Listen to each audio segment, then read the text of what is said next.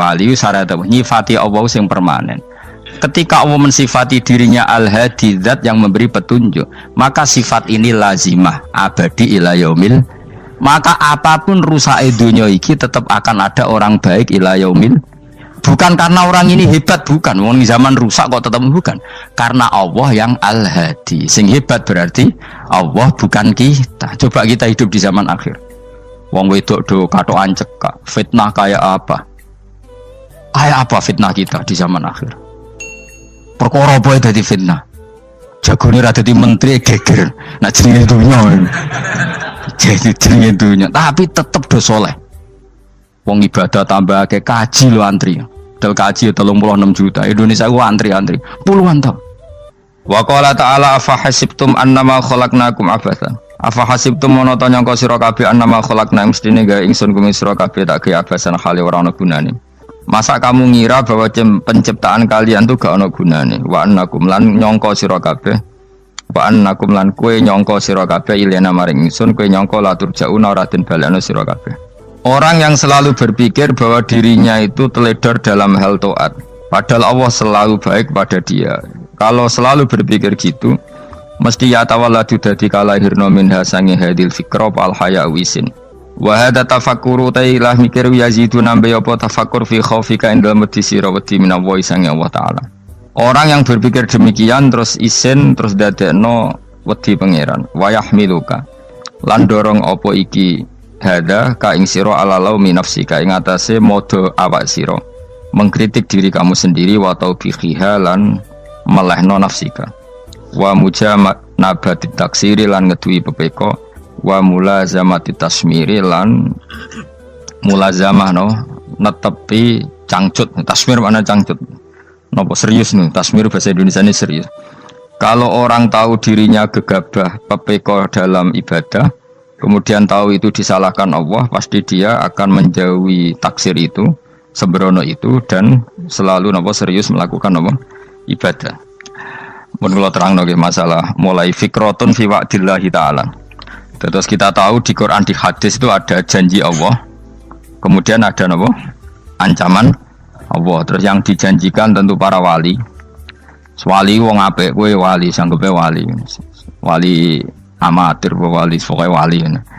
Terus perilaku sing ora disenengi Allah. Kalau beri contoh sing aman, maksudnya aman itu ada di beberapa kitab. Misalnya Fathul Mu'in. Fathul Mu'in itu kitab yang dipakai semua pesantren, kitab fikih. Itu kalau ngeritik kamu kalau mau sholat iku kudu ana melayune. Mane kula nu sering gawe syariat teng santri kula, pokoke nek ape jamaah mbok pira kadare iku ana melayune. Guling-gilingan nak kowe iku serius. Kan yo ora lucu misalnya dipanggil kiaimu terus mlaku sewantai kan koyo wong ra peduli no. Nah, dawemu itu sederhana oleh contoh. Karena Allah itu mengkritik orang munafik yang kalau berangkat ke sholat tuh malas-malesan. Artinya fal kasal iku min sifatil munafikin. Malas-malesan adalah sifatnya orang munafik. Jadi kena ape sholat terus sampai angop terus rokoknya tindak nose sewantes. Nah, itu rontok. Rontok PKI, rontok munafik kenapa? Wah rontok. Mergo sifat itu sifatnya yang napa? Munafik. Wa idza qamu ila sholati qamu kusala. Kalau mereka berangkat ke sholat itu secara malas-malesan. Nah, kebalikannya orang baik itu wasari'u ila maghfirati rabbikum. Kalau ada sesuatu yang potensi menjadikan maghfirahnya Allah itu kesusu cepet-cepetan. Ngan rata-rata kiai nak melaku iku banter. Guling-gilingan nak menuju barang apik iku ketok serius. Nah kiai iku mlakune lon-lon kemungkinan nek ra di dhuwit ya ketuan. Ora pati iso ngaji jare sing anteng-anteng kuwi ana makonane, paham no? Sekali-kali nek ngaji pas marung ana tat ngaji mlayu nganti nabrak-nabrak wong. Iku insyaallah luwih keren apa? Tapi yo ngawur nganti nabrak-nabrak. Kalau cerita, jadi mulane kadang wong khusuk ora wali, Mas. Kowe nu angel dadi wali. Mergo nek ampe ngaji ku angop niku ora wali-wali. Mulane iki mareni terakhir iki mareni ya. Jadi tumaknina itu ada batasnya, enggak boleh tumaknina fil khairi. Kalau kebaikan kudu wasa riwana kesusun. Sebagian ayat kebaikan diredaksen Allah fafirru ila wa firru ku melayu. Jadi kan ape ngaji kok lon-lon pe jamaah gak seru, kudu napa? Melayu. Ono melayu nih, ono unsur cepet-cepet. Lan kadang wong anteng ra dadi wali-wali mereka kenemenen. Paham ya? Ini peringatan ke wong Solo mbek Jogja nih. Nah bab iki ape wong Madura. Tapi nak hadis la takhdab ape wong Solo mbek Jogja. Dadi kok plus minus apa? Madura soleh lah kandhani la takhdab itu paling abot. Aja gampang muring-muring. Paling abot. Lan kula di santri Madura kathah.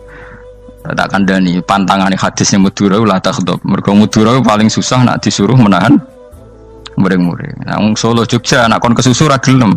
Ngalon-alon watur kelakon Muhammadan. Saiki jog ngaji dirubah no. Sing wong Jogja koyo Ruhin barang Melayu, sing wong Madura. Ora ono ora emosi. Jadi ya enggak apa-apa, memang kita tidak pernah sempurna. Nah, kula wong Pantura radi seneng misah wong Pantura niku. Mergo belah no. Tapi ini penting kula aturno, makanya ndak ada ibadah yang Nabi itu tidak kesusu. Bahkan saking kesusunya Nabi itu pernah ada kejadian dan ini nggak bisa ditiru secara fikih. Saya ulang lagi ini nggak bisa ditiru secara fikih.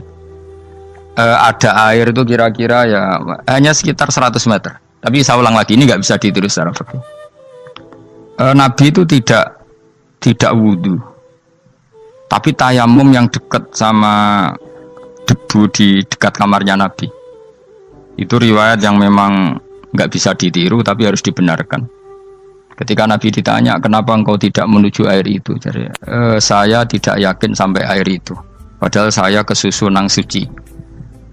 Jadi saking inginnya Nabi nang suci itu sudah yang dekat tayamum saya tayamum. Tapi saya ulang lagi ini nggak bisa ditiru secara fikih. Karena kamu tidak akan hadir kayak Nabi. Makanya ini tak peringatkan kamu kan tidak akan hadir. Meniru aku ya kira iso, meniru Nabi itu baru iso. Iso Gus nak nyuruh yang jajal mau kitab koyo aku nak melengkar kabeh. Jadi Nabi pernah ngalamin itu ya. Jadi itu enggak sampai 100 meter ada air. Mungkin enggak sampai 50 meter bahkan. Tapi Nabi itu pas panik. Mungkin saking hadirnya pada Allah ingin posisi suci. Itu tayamum. Ketika ditanya al-amru asra'u min dzalik. Urusan bisa lebih cepat timbang itu. Saya pernah ngalami seperti itu tapi tidak se ekstrim tayamum. Wudu pakai aqua, Jadi saya pernah di mobil, kemudian saya pas usul, mobil tak suruh berhenti terus saya wudu pakai air aqua. Padahal ya dekat masjid ya dekat. Karena kadang tadi kepanikannya orang-orang dekat Allah itu beda. Itu pokoknya butuh asro, butuh melakukan sesuatu yang cepat. Ada contoh lagi yang lebih ekstrim. Ada ulama punya baju dua, karena orang Arab kalau pakai pakaian kan celana terus sarung baru jubah. Makanya orang Arab itu biasa pakai lafaif berlapis-lapis pakaiannya. Ya pastinya pas kondisi ideal itu biasa lafaif. Ya kayak saya misalnya kan nggak pakai kaos karena orang priayi kan mesti pakai kaos baju. Cuma saya nggak pernah pakai jas udah nganten malah repot. Kalau disungkan, kalau di jas kuatakan. Gara-gara dianggap kiai rata-rata nak ngaji kan aku jas. Karena jaluk kan nggung ya. Wah bingung, bos ngekek iku niat sakake, Gus Bak ora jas ora kelar tuku tapi ya ora ro. Niate elek wae ya ora ro. Kemungkinane iku nganggep aku ora kelar tuku terus ngekeki. Itu berarti suudzon yang terlembagakan. Kemungkinane ya saking takzime wae kepengin kiai ini duwe jas. Utawa kemungkinane nih Gus Bak iku lomo ben dikekno wong ra jelas-jelas ya. Enggak ngerti dan ndak perlu dikonfirmasi ben supaya ngamal. Lah kiai ini lagi wudu, wong Arab lagi adus ning hammam. Hammam itu pokoknya di sini kan ono pemandian umum sekarang sama lah di. Pas di pemandian umum itu beliau ditugani santri nih, mulai dulu ya memang ada adat ya kalau kadang dia tindak itu di daerah santri nih. Aku ragam daerah Mustafa, lah melakukan gede malah loro kabeh. Jadi bandara itu sing roh terminal A1 ya aku, ini tiket ya aku lewat derek no, malah aku sing derek no akhirnya. Sembrono. Seloro kabeh tidak. Apa ora ro. Swarga ya ora ro, ini sebenarnya nak kayak tuntun ya ora ro. Singkat cerita, si kiai tadi dengar, Fulan saya minta baju karena yang miskin ini di dalam kamar mandi itu mestinya ya udah. Kiai sudah di kamar mandi, itu bilang ke santrinya, Cong baju itu kasihkan satu sama yang minta tadi. Terus kata santrinya, ya Syekh, Halla badaan ghusal tambok kamu jangan ke susu, kamu mandi dulu, engkau mandi dulu baru ngasih. Terus kata beliau, hati saya pas itu ingin ngasih. Setelah mandi saya selesai, mungkin hati saya sudah rubah, ada ingin apa? Ngasih. Jadi cepat itu imma takut mati sehingga kamu tidak sempat melakukan kebaikan, wa imma takut rubah. Apa? Takut rubah. Kan iso wae pas adus karena mungkin lagi seneng-senenge kena banyu, lumo. Barang 200 medit. Kan yo ora roh. Anak pas lomo lakoni wae engko kan iso medit. Atau pas sampai lomo wis mati. Potensi jadi kita ini mengejar waktu mati dan mengejar berubahnya pikiran apa? Berubahnya apa? Pikiran. Pokoknya walhasil dalam semua kebaikan teksnya Quran itu fafirru ilallah, lari. Firor itu maknanya apa? Lari. Nah, itu yang saya minta lah. Jadi apa tradisi tertentu. Tapi memang tradisi tumak nina itu bagus. Saya hormat sama orang Jogja, Solo, Magelang itu hormat. Tradisi tumak nina itu bagus. Tapi kadang kenemen. Karena ada momen di mana kita harus ke susu. Misalnya kebakaran kan ke susu. Kalau takut kebakaran sehingga kita harus ke susu, apalagi ini kebakaran rokok, spring, itu lari. Ya, jadi ini kita harus fair. Makanya guling-gilingan. Saya tuh kalau manggil santri kok kurang lari itu tak marahin. Bukan karena saya ingin bikin syariat. Kalau mau jamaah gitu, sa'i samu kudu mlakune iku beda. Makanya sa'i itu kan maknanya melaku kecil. Itu hebatnya Islam.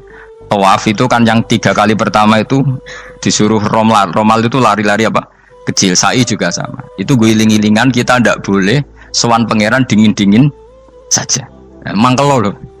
Cara pangeran terus ana wong tawaf mlaku mbek angop terus santai. Iku bangune apa ibadah? Kangen aku ta ora kok saenake dhewe. Nek melayu kan seru.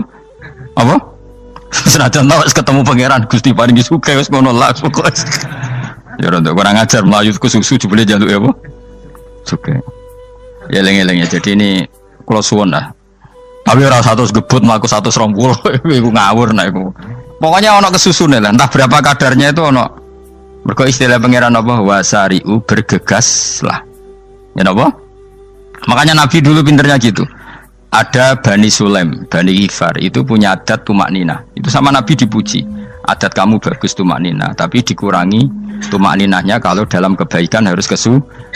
Ada daerah yang temperamental. Dikandani Nabi la taghdab. Ya sama seperti di kita kan. Orang Madura di bab musyawarah ahlal khairat mungkin bagus, tapi di la taghdab kurang. Orang Solo, Jogja di tumak nina bagus, tapi di musyawarah kurang. Jadi makanya ini barokahnya ngaji ya dirubah sidik-sidik. Maksudnya yang plus minusnya itu dirubah. Karena saya belum pernah menemukan tag orang baik itu diredaksikan tenang, tapi semuanya redaksinya apa? Wasari'u. Wasari'u itu apa? Bergegaslah. Fafirru, larilah. Jadi fafirru ilallah, maka larilah. Firu itu lari apa berjalan?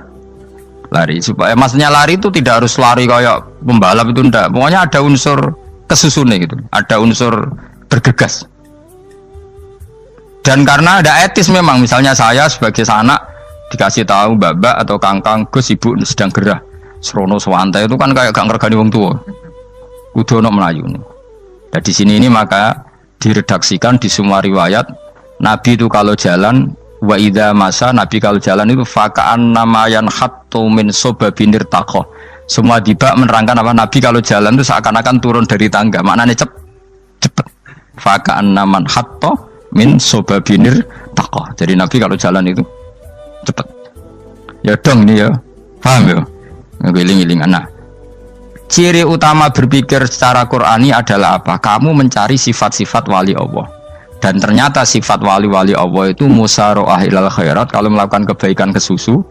Dan sifat orang munafik itu kalau melakukan kebaikan bermalas-malesan. Wa idza qamu ilas sholati qamu kusala. Sehingga kata Fathul Mu'in kalau kamu sholat kudu ono kesusune, ono nasate. Guling-gilingan kamu biar tidak berkategori munafik. Karena orang munafik kalau wa idza qamu ilas sholati qamu kusala. Kalau sedang mau sholat malas-malasan. Nah intinya gitu cara jadi mufassir, cara jadi pemikir Quran yang baik apa? Sifatnya orang baik dikumpulkan, kemudian kamu ingin diri itu. Sifatnya orang buruk kamu kumpulkan, kemudian kamu menghindari sifat itu. Misalnya Allah cerita Fir'aun. Fir'aun itu penyakitnya apa? Istagna, merasa kumoluhur, merasa tercukupi semua. Itu sifatnya apa? Fir'aun. Tapi sifatnya orang baik itu ya Yuhannasu antumul fuqara'u ilallah. Sifat orang baik adalah merasa fakir, merasa enggak siapa-siapa di depan Allah Subhanahu wa taala. Sehingga keangkuhan itu sifat Fir'aun, merasa fakir, merasa enggak siapa-siapa adalah sifatnya orang baik. Makanya nadumanya Habib Abdul Haddad masyhur itu. Ana abdun soro fakhri dimna fakri, itu yang sering dinyanyikan dilakukan para wali-wali itu apa? Ana abdun soro fakhri dimna fakri. Jadi ana uta ingsun abdun kawula. Soro ingkang dadi apa fakhri kebanggaan ingsun iku dimna fakri mergo fakir ingsun. Jadi saya ini hambamu ya Allah, yang sebagai kebanggaan saya adalah saya selalu butuh kepada Engkau. Karena ciri utama orang jelek adalah hidup seakan-akan nggak butuh sama campur tangannya Allah Subhanahu wa taala. Kalau saya punya uang pasti senang, punya jabatan pasti senang. Saya jadi menteri mesti beres semua, saya jadi gubernur beres semua. Merasa bisa semua itu min sifati Fir'aun, itu sifatnya Fir'aun. Tapi kalau kamu jadi menteri, jadi gubernur, saya tidak siapa-siapa tanpa pertolongan Allah. Saya kiai pun tidak bisa apa-apa tanpa pertolongan Allah. Saya orang baik pun tidak mesti dijamin baik terus tanpa pertolongan Allah, sehingga selalu la haula wala quwata illa billah. Saya bisa menghindari maksiat ya karena Allah, bisa melakukan taat juga karena Allah. Nah, orang yang seperti ini itu jenenge ana abdun soro fakhri dimna fakri. Saya ini adalah hamba yang menjadi kebanggaanku adalah karena saya selalu fakir, selalu butuh kepada Engkau. Ini penting kalau terangkan, jadi supaya orang terbiasa. Man kalau seneng ngaji ini paling seneng. Kenapa saya ngaji seneng? Karena tadi kebaikannya Allah, nikmatnya Allah saya omongkan, sehingga dengar orang banyak bahwa Allah itu baik, Allah itu zat yang kita tuju, Allahus Somad. Jadi kalau saya jadi wali karena di kamar 40 dino paling terkenal wali, terus wong salam template itu nggak terus untung aku ora untung blas. Lan cara bapak wali be ulama itu mulia ulama, wali itu nak terkenal wali paling banter wong sowan nggo gula, sing untung dekne. Tapi kalau ulama menerangkan kebaikan, orang dengar semua, akhirnya Islam menjadi siar. Mana bodoh-bodoh tadi wali ulama, ambek wali ku ya dhuwur ulama. Mbok ambek kuwe dhuwur kuwe mergo ora ono makome dadi. Terbangem kan cepet kaya kapuk, tapi cebloke tok laut. Wong nek ora di makom iku kaya kapuk. Terbangnya cepet, tapi gak tahu jatuhnya di mana. Dieling-eling ya, dados kula suwun sangat. Selama ini adat kita buruk. Nak nyongko anteng apik juga anteng fil khairat. Ketika kebaikan pun respon kita anteng, tidak boleh. Dalam kebaikan harus musaroah, harus apa? Musaroah. Musaroah itu kesusu. Nah itu makanya filosofinya apa? Kalau tawaf pertama juga kon cepet. Sa'i namanya ya sa'i. Sa'i maknanya apa? Lari-lari kecil. Jadi kalau bahasa Arab itu masya yamsi masyan itu jalan biasa. Kalau sa'a yas'a sa'yan itu jalan agak lari. Makanya darani sa'i. Kau oleh sa'i kok leha-leha ora oleh. Tapi aja terus numpak skuter balapan yo aja. Mulai bingung mbek wong saiki. Wong sepuh numpak skuter pantes. Saiki sing nom-nom lah do numpak skuter. Terus nek sing wengkek pasangan suami istri skuteran pun tuaf. Aku wis kodho malaikat mbarno aja tampa. Mangkel wong. Lagi ini sing hafal Quran ngalim diselipi ya perkara nek kono kanggo skuter. Aduh maten. Ijek enom nak tuwek no tak malu. Ijek enom kan. Iku wajib mbok pasutno kan. Pasute wong fikir mandi yakin. Wah, enak wis yo terlalu senajan to sah yo tapi terlalu. Ijek enom. Padahal kebualah pan serwet Mas. Iya karep Arab Saudi ngono dolen. Cara kula penguasa Arab sing tuwek tok mati tak oleh sing nom-nom tutuki ngono. Tapi yo pancen yo sanak saya sah sekedar sah. Tapi yo terlalu. Mosok sowan pangeran nganggo skuter muter. Aduh. Nah, sembrono. Yo coba lakoni yo awas yo. Kecuali guys tuwek mati wis ngono. Tuwek tok rame mati yo aja. Aneh-aneh. Ya maksudnya kesusu orang ngono iku. Tok budi wae. Wa minha anta tafakkar nggih. Eleng-eleng nggih pokoke wau nggih napa sifatnya orang baik yang di Quran itu kita pelajari lalu kita tiru. Misalnya sifatnya orang baik termasuk apa itu ala inna auliya Allahi la khaufun alaihim wa lahum Tidak pernah punya rasa takut, rasa gelisah itu harus kita tiru. Karena kalau kita punya rasa gelisah itu biasanya lama-lama agak ridho, bek kodok, kodar. Itu kudu ceria. Lu kalau sebagai manusia sering susah, tapi saya paksa, susah itu saya hilangkan. Karena kalau saya rasakan susah terus, lama-lama saya agak ridho, bek kodok, kodar. Makanya saya paksa, seneng tak paksa. Sesuai kulino. Nganti kalau saat ini rasa susah. Di murid kira jelas sudah susah, sangking apa? Nah kiai kan susah. Aku di murid tua Gus, tua kita air serah jelas. Goblok cara aku kiai ngono. Ora usah ngono. Zaman akhir ono wong ngaji go kitab wis hebat. Ono ngrungokno ngaji wis hebat. Ono ora paham tekone majelis wis hebat. Lah nek paham teko kan wajar, kira paham kok teko kan luar biasa. Nak ono penikmat ngaji paham biasa. Ini gak paham kok teko. Wae guyu iso. Guyu hebat itu, hebat. Hebat. Nah, ono menteri dilantik guyu wajar, lu ora menteri rapo kok guyu. Iku kemungkinane loro, saking waline saking gedeng iki semua. Pokoke seneng ibadah. Mergo sifate wali iku la khaufun alaihim walam, ndak ada rasa takut, ndak ada rasa susah. Lho kula sebagai manusia kadang ya khawatir. So anakku nasibe piye, putuku nasibe piye. Tapi aku nggereling saya ada ya karena Allah. Dan saya punya rezeki karena Allah. Orang lain di sana banyak orang kaya, padahal gak anakku. Berarti yang menciptakan kaya itu tidak saya. Buktinya orang lain yang gak anak kita kaya banyak, sukses banyak. Kenapa kita menjadi seakan-akan pelaku sejarah? Kadang orang kan berpikir, ya akhirnya orang mesti maslahat dan kamu. Pas minta itu karena tomak kamu, hadun nafsi kamu, serakah kamu, tapi nggak tahu diri, pantas taura dengan permintaan. Kalau gue misalnya dulu dia jadi wali, ini seorang tersinggung, bocor atau tirakat atau jalur jadi wali. Tapi gak dulu ya Allah tersinggung, kira tahu dulu. Jadi orang kalau tidak wali itu sudah keliru terus. Jadi bukan di sepuro, tapi tak kira itu ada. Jajal gitu maju wali kok sabtu kok dirjilan. Kira-kira Allah tersinggung ngapa nyembah jadi? Kira-kira tersinggung. Tapi misalnya kira tahu dulu kok pengen kau Imam Syafi'i, Allah tersinggung. Bocah ora di idola. Terus pikir.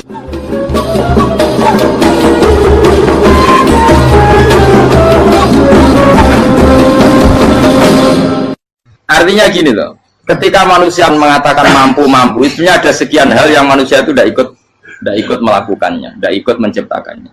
Misalnya kue nyupir, supirana enak, punya pengalaman, tidak kecelakaan karena apa? Nyupir kue enak, mobilku normal, mobilmu normal lah, atau wabrak mobil ya mabuk gak apa?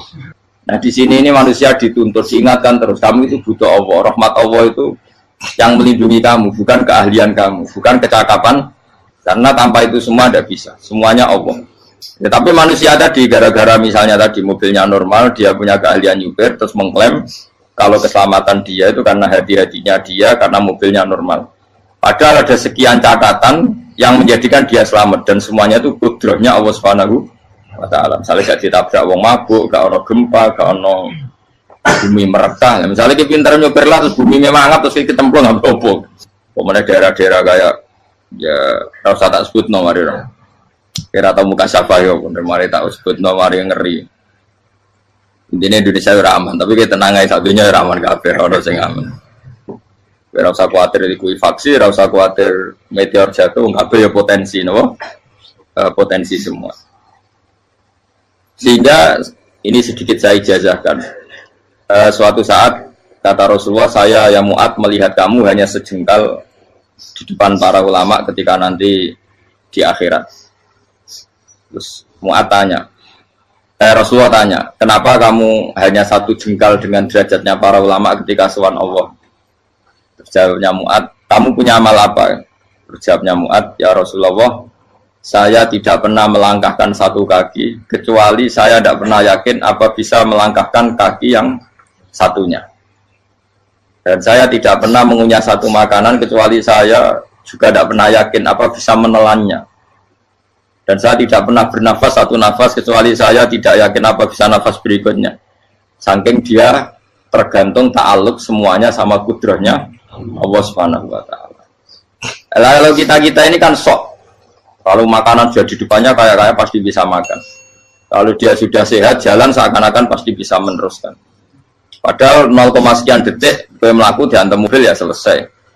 Misalnya stroke ya selesai dan bisa jalan. Sehingga para wali-walinya Allah itu orang yang filah gotin min lahadzotai, setiap kedipan dia, setiap perilaku dia itu hanya ta'aluk ambil Allah Subhanahu wa ta'ala. Itu yang disebut ya ayyuhan nasu antumul fuqara'u ila. Nah, kemudian resiko makom ini, ya semua makom tak ada resikonya. Resiko makom ini itu biasanya dia lupa doa. Kenapa lupa doa? Karena doa itu terdefinisikan. Tak wari ilmu hakikat terus rumakno wis ra paham lah tak ulang no. Ya resiko ilmu saya ingatkannya. Ilmu itu kan ada dua. Ada ilmu yang karena didefinisikan. Dan itu akhirnya menjadi masalah. Sebenarnya ilmu itu tidak perlu definisi. Kedua, ilmu yang kita rasakan. Misalnya gini, kalau sama saya tanya, kamu pernah nggak minta jadi punya uang banyak? Nggak tanya, pernah nggak minta? Terus artinya minta itu apa? Terus kita mendefinisikan, menengadahkan tangan, bilang ya Allah, saya minta uang banyak, saya minta ingin beli mobil. Itu namanya apa? Tidak jauh saja. Doa kan? Itu kesalahan kita. Kesalahan kita mendefinisikan doa itu, misalnya menengadahkan tangan dan memohon dan menyebutkan permohonannya itu terus disebut doa. Tapi kalau menurut Allah, sistem tubuh kamu yang menghendaki punya mobil, sistem tubuh kamu yang ingin punya uang banyak, reaksi tubuh kamu yang terhinakan karena ditagih orang atau butuh uang, ini menurut Allah ya sudah kamu itu peminta-minta. Saya ulang lagi ya. Sehingga menurut Allah kamu minta tidak minta ya tetap berstatus peminta, pengemis. Nah, orang-orang yang sudah usul, meskipun itu kondisional ya, tidak selalu. Itu ya dia pikirannya menengadahkan tangan apa enggak ya sama saja tubuhnya merasa minta. Sehingga dia tidak perlu mengekspresikan minta. Nah, terus orang yang fikih bilang seperti itu tuh sombong, wong kok gak tahu dungo. Sebetulnya keliru vonis orang fikih. Bagaimana mungkin dikatakan sombong? Dia reaksi tubuhnya, elemen tubuhnya sebetulnya meminta. Dia tidak berkategori meminta karena ilmu kadung didefinisikan kalau minta itu yang seperti ini. Itu kan lama. Nanti kalau suatu saat Indonesia yang kuasa itu terlalu NU atau terlalu yang tidak NU, lama-lama ada definisi. Misalnya yang dikatakan tahlilan itu apa? Ya bid'ah, Nabi tidak pernah tahlilan. Sahabat tidak pernah nahlilin Nabi. Malah nggak ngaji Nabi jadi tahlil. Mana nih tahlilan jalur no sepuro mayit, ngaji Nabi jalur no sepuro. Sehingga dengan tradisi itu tahlil itu masuk definisi bid'ah karena nggak pernah dilakukan sahabat dan para tabi'in.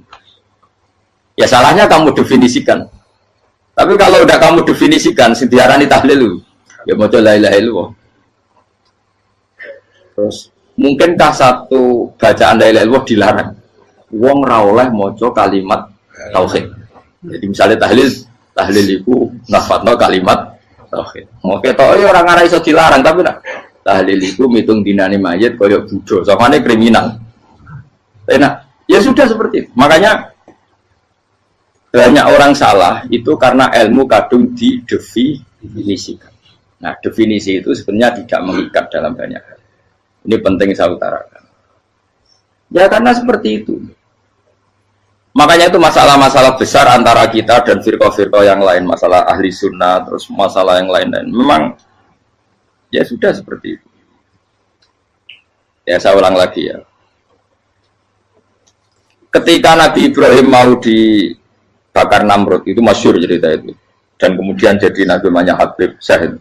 Habib Syahid itu sebetulnya hanya ngutip Habib Abdul Haddad. Jadi syair itu sebenarnya ada di Diwanul Haddad. Apa? Diwanul Haddad.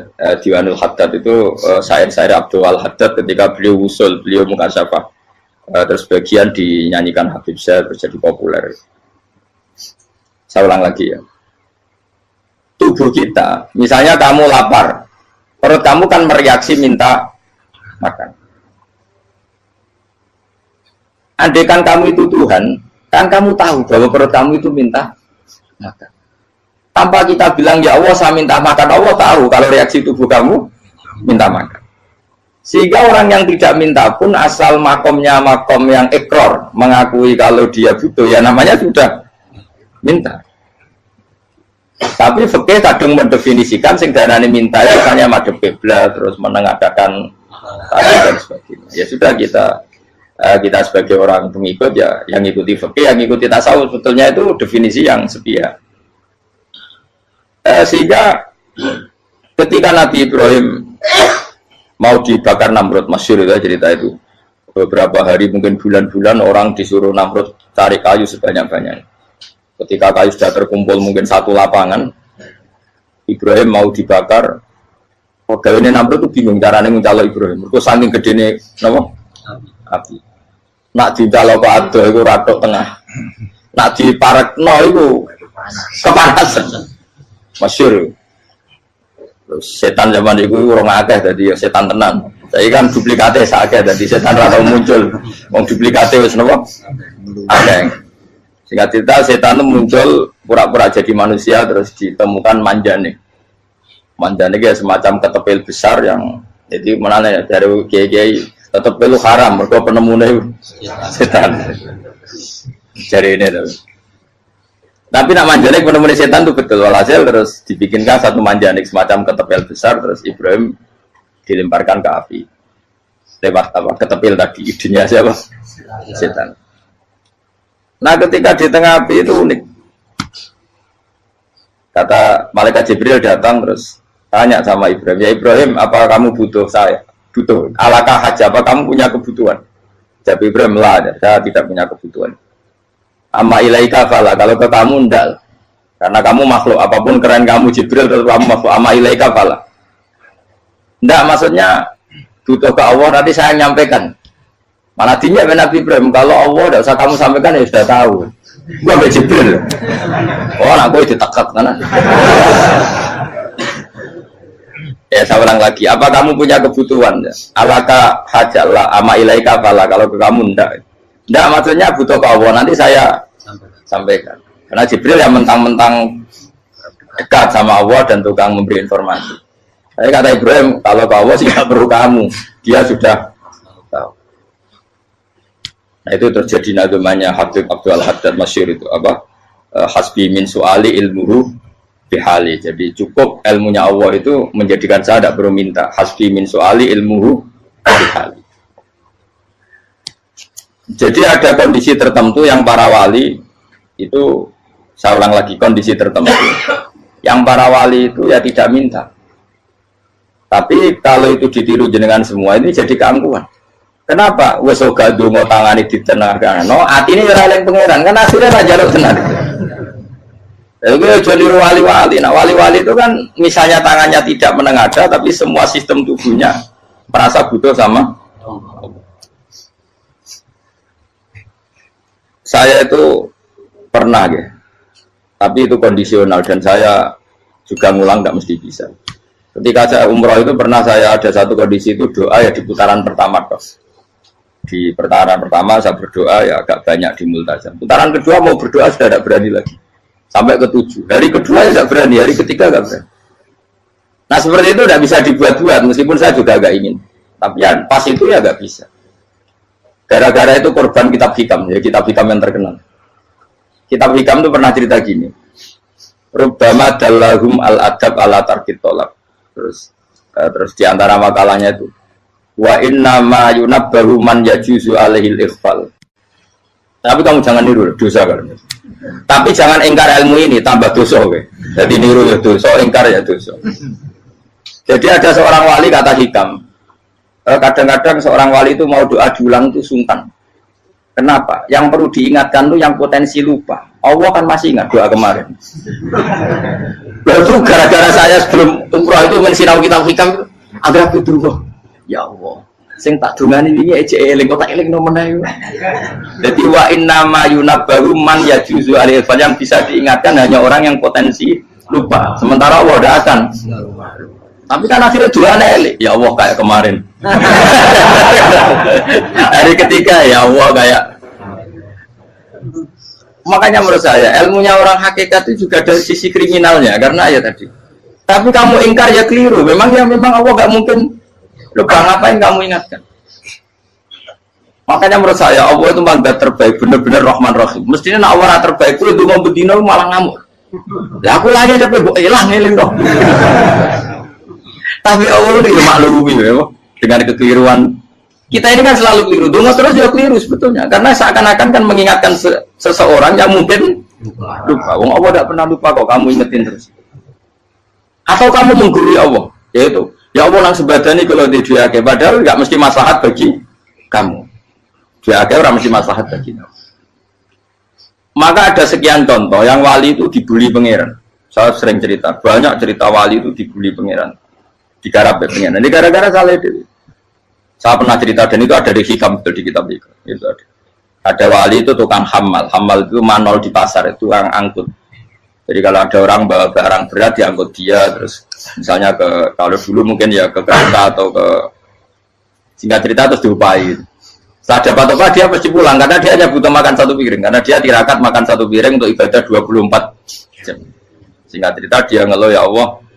Kamu tahu, engkau tahu, saya ini pecinta engkau. Saya ini hanya butuh makan satu piring untuk kuat sholat. Tapi kenapa harus jadi juru manol? Berilah saya rezeki yang tanpa kerja. Nah, selang sekian hari dia dituduh maling. Terus di penjara, terus dapat rezeki tanpa kerja. Dia terjawab kenapa jadinya gini? Kan kamu minta rezeki tanpa kerja. Ya itu penjara itu rezeki tanpa kerja kan. Jadi Allah memperlakukan para walinya itu memang unik. Ya kadang dibully. Sehingga dalam cerita-cerita kenabian kata qadiyat itu nggak ada orang yang sering dibully Allah kayak nabinya. Karena nabi itu orang yang dicintai Allah. Jika salah sedikit saja itu toro pangeran, toro kampus itu digarap, pokoknya dibontor, salah sedikit. Misalnya begini, Nabi Yakub itu kan nabi. Dia mungkin nyon jauh nggak tersadar nyembelih apa itu anak sapi itu di depan indukannya. Ya beliau mungkin spontan saja, Pak. Kalau kamu yang melakukan pasti tidak ada hukumannya karena Allah dapat peduli sama kamu sudah lah. Artinya nggak peduli salah pantas saya nggak jelas ya gitu. Tapi ini Nabi. Ketika itu terus indukannya sapi tadi ya Allah Yakub itu kekasihmu. Saya tidak berani sama dia karena dia kekasih. Tapi saya tetap menuntut keadilan. Dia harus merasakan susahnya dipisah dengan anak. Meskipun dia tidak nuntut rasanya roh anak sebelah itu tidak ada dasar ekstrim itu. Sapinya itu hanya nuntut ya Allah dia harus merasakan sakitnya terpisah dengan anak. Akhirnya Allah menciptakan Yakub mengalami terpisah dengan Nabi siapa? Yusuf. Itu kalau kata qadiyat, itu kalau yang melakukan tidak Nabi pasti nggak dibully Allah, dibiarin. Karena Nabi ini yang melakukan. Nah. Terus ini Nabi Yusuf lagi malah rasa daftar wali berat. Nabi Yusuf itu di penjara itu karena terdolimi apa karena memang dia salah? Terdolimi. Dan Nabi Yusuf itu Nabi. Nabi Yusuf itu Nabi betul memang benar-benar. Meskipun ganteng dia Nabi. Syaratnya Nabi ganteng kira-kira mlebu. Nabi itu harus ganteng, nggak boleh. Nabi elek ora oleh. Karena Allah izin di kekasih keriting elek. Allah ya di selera ya. Kabeh Nabi mesti yang paling ganteng di kaumnya, yang paling nasab. Nggak boleh Nabi kok pesek, keriting, tidak boleh. Tapi kalau sudah jadi orang soleh boleh kan. Tapi kalau Nabi tidak boleh. Nabi Yusuf bukan, masyhur kan cerita Nabi Yusuf dengan siapa? Zulaikha.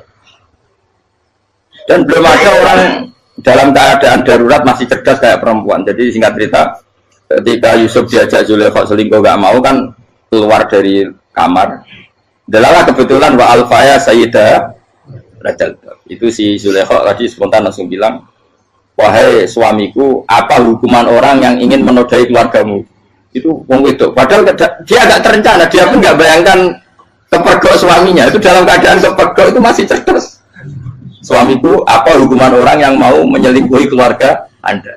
Singkat cerita suaminya murka, terus Yusuf di penjara, terdolimi. Ketika di penjara, kemudian Yusuf punya keahlian mentakwil apa?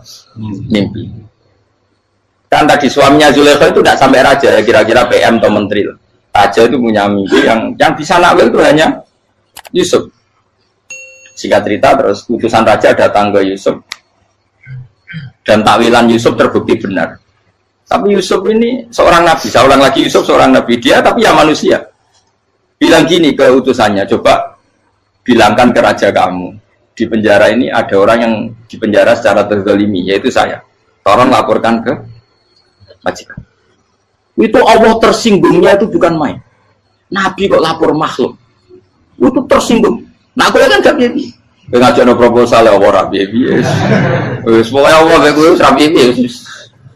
Wong sampean swargane ya ora langsung wae ngono. Pokoke kira-kira kan sudah tidak perlu ditegur. Makanya fa'an sahu syaitanu dzikra rabbi fala bisa fi sijni bid'asin. Maka Allah mentakdirkan utusan raja tadi itu lupa melaporkan peristiwa Yusuf ke raja tadi, sehingga raja nggak pernah dengar kalau ada orang di penjara karena Allah tersinggung. Wong kowe ku nabi lapure ambek penguasa. Ngono tok iku wis Allah tersinggung. Karena dia nabi, nggak boleh nabi lapor makhluk. Jadi Allah itu dengan nabi itu sangat-sangat sensitif. Sangat-sangat sensitif. Ya begitu. Terus kita yang terkenal, meskipun ini nggak ada di Quran, Nabi Musa. Nabi Musa itu pernah sakit gigi karena dia mentang-mentang kalimullah, orang yang sering komunikasi dengan Allah, minta ya Allah, tolong tunjukkan obat gigi saya itu apa. Singkat ini sama Allah dikasih tahu, kamu ngunyah suket ini, gitu. rumput ini kamu kunyah nanti pasti sembuh. Karena resepnya dari Allah ya pasti mujarab, kan nggak ke dokter. Singkat ini dikunyah terus sembuh. Suatu saat dia sakit gigi lagi, nggak konsultasi lagi karena masih punya resep tadi kopian apa resep. Nah, dia datang nyari suket yang sama dikunyah tambah sakit. Tanya sama ya Allah ini kan resepnya yang sama, kenapa tambah sakit? Kata Allah kamu itu kekasihku. Orang nak sing ngobati ku aku ra suket sembrono. Semenjak itu Nabi Musa nggak pernah taruh resep lagi sudah. Andaikan tuh kamu, pasti Allah juga nggak tersinggung. Makanya kata Qadiyat, kenapa para nabi sering ditegur itu bukan karena Allah murka, nabi itu beda. Jadi kesalahan kecil atau apa-apa yang menurut kita ada salah itu untuk nabi salah. Makanya di ahli sunnah ada kaidah apa? Mimba bi hasanatil abror sayyi'atul muqarrabin. Pernah dengar kaidah apa? Mimba bi hasanatil abror sayyi'atul muqarrabin. Sesuatu kalau dilakukan umumnya orang itu hasanah atau kebaikan, tapi kalau dilakukan para nabi itu salah. Karena apa ya? Saking dekatnya dengan Allah. Saya ulang lagi apa? Mimba bi hasanatil abror sayyi'atul muqarrab. Jadi nabi itu beda. Nah, para nabi itu orang-orang yang mengalami fikir yang doa resmi kayak siapa tadi? Definisi fikir ya sering. Kayak definisi orang tasawuf yang sering. Sehingga ketika Nabi berdoa, ya memang secara disiplin ilmu yang namanya berdoa ya minta Allah dengan mengadakan tangan. Ketika nggak berdoa, karena Nabi sadar Allah tidak perlu diingatkan lagi, pasti masih ingat. Jadi dua-duanya benar terus. Makanya Nabi itu lam yazal fitaroki, Nabi itu selalu naik derajatnya. Karena pas minta ya benar, pas tidak minta ya. Tapi kamu jangan niru, dosa kan. Tapi jangan ingkar ilmu ini, tambah dosa. Okay? Jadi niru ya dosa, ingkar ya dosa. Jadi ada seorang wali kata Hikam, kadang-kadang seorang wali itu mau doa diulang itu sungkan. Kenapa? Yang perlu diingatkan itu yang potensi lupa. Allah kan masih ingat doa kemarin. Lalu gara-gara saya sebelum umrah itu mensinau kitab Hikam, agak putur kok. Ya Allah, sing tak dungani ini aja eling kok tak eling nomene. Jadi wa inna ma yunabbaru man yajuzu alaihi yang bisa diingatkan hanya orang yang potensi lupa. Sementara Allah tidak akan. Tapi kan akhirnya doanya elik, ya Allah kayak kemarin. Hari ketiga ya Allah kayak. Makanya menurut saya ilmunya orang hakikat itu juga dari sisi kriminalnya karena ya tadi. Tapi kamu ingkar ya keliru. Memang Allah nggak mungkin lupa, ngapain kamu ingatkan? Makanya menurut saya Allah itu mandat terbaik, benar-benar Rahman Rahim. Mestinya Allah terbaik itu mau bedino malah ngamuk. Ya aku hanya tapi hilang dong. Tapi Allah itu maklumi ya, dengan kekeliruan. Kita ini kan selalu keliru, dulu terus ya keliru sebetulnya. Karena seakan-akan kan mengingatkan seseorang yang mungkin lupa. Wong Allah tidak pernah lupa kok, kamu ingetin terus. Atau kamu menggurui Allah, yaitu ya Allah langsung badani kalau di diake, padahal nggak mesti maslahat bagi kamu. Diake orang mesti maslahat bagi kamu. Kalau kamu turun terus, pas minta itu karena tomak kamu, hadun nafsi kamu, serakah kamu, tapi nggak tahu diri pantas taura dengan permintaan. Kalau gue misalnya jongo jadi wali, iso Allah tersinggung, bocor atau tirakat atau dia harus jadi wali. Tapi gak dongo ya Allah tersinggung. Kira ora tau dongo. Jadi orang kalau dak wali itu sudah keliru terus. Jadi bukan di sepuro, tapi tak kira itu akeh. Ya jajal gitu kalau wali kok sabtu kok dirjelang. Kira-kira Allah tersinggung apa nyembah? Kira-kira tersinggung. Tapi misalnya kira tahu dongo kepengen kau Imam Syafi'i, Allah tersinggung. Bocah ora di idola. Nah, terus dia kusirap dia kadung salah biasa wes. Terus bakat salah no. Bakat salah. Ini sedungane sing gampang kayak mesti bener. Robbana dzalamna anfusana wa lam taghfir lana wa tarhamna lanakunanna minal khasirin. Tak pernah punya kitab dan kitab itu menurut saya luar biasa. Bahkan ketika adu bully itu, adu cara mahasiswa itu kayak pelonconan itu. Nabi sama Nabi pengiran gitu dan itu sekali yang satu salah melakukan disiplin ilmu sampai pengiran itu degradasi. Dan Allah memang mengancam gitu. Kalau kamu melanggar ini, la ahbiton namin diwanin nubuah. Nanti la amkuan namin diwanin nubuah. Kamu saya hapus dari buku kenabian. Tes-tesannya ya lucu. Biasanya begini.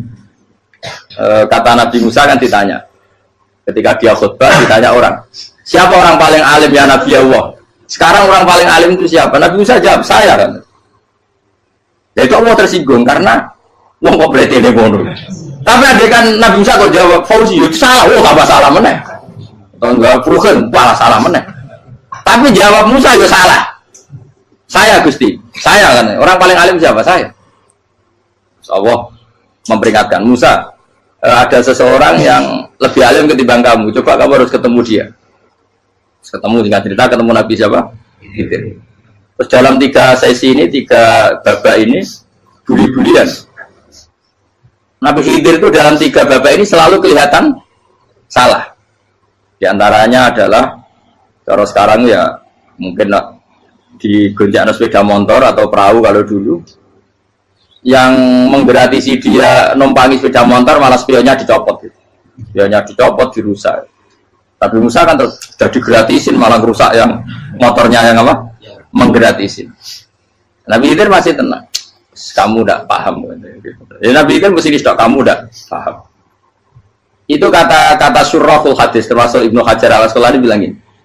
Setelah itu kedua membunuh anak kecil. Musa tambah marah. Anak yang belum punya dosa kok kamu sampai 3 kali ada 3 peristiwa.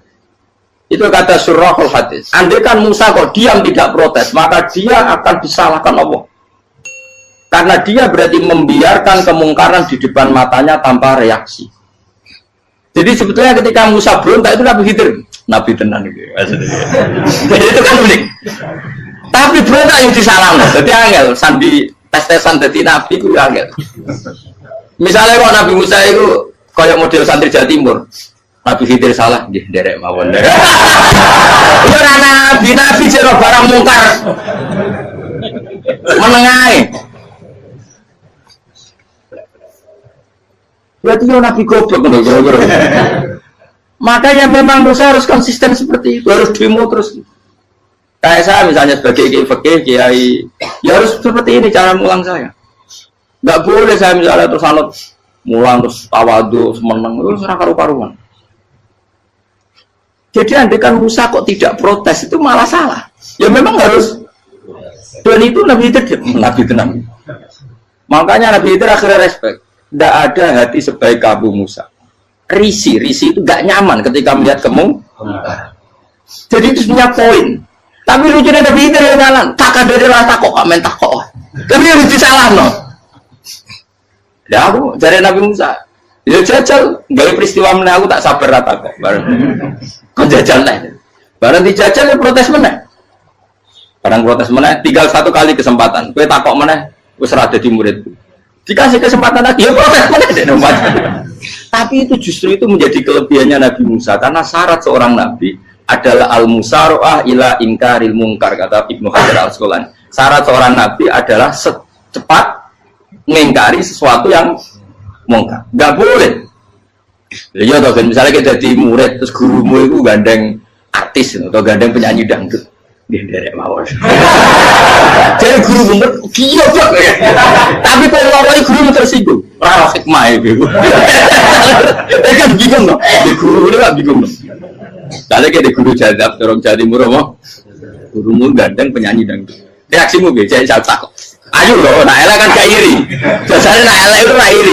Kamu pak. Sing ayu, sing potensi ini. Kira-kira reaksi kamu itu milih derek mawon apa berontak? Boleh nak gurumu wong alim mesti nak pasti meneng muridku giyo betul tak sensitif roh barang mungkar dilakukan di depannya kok tidak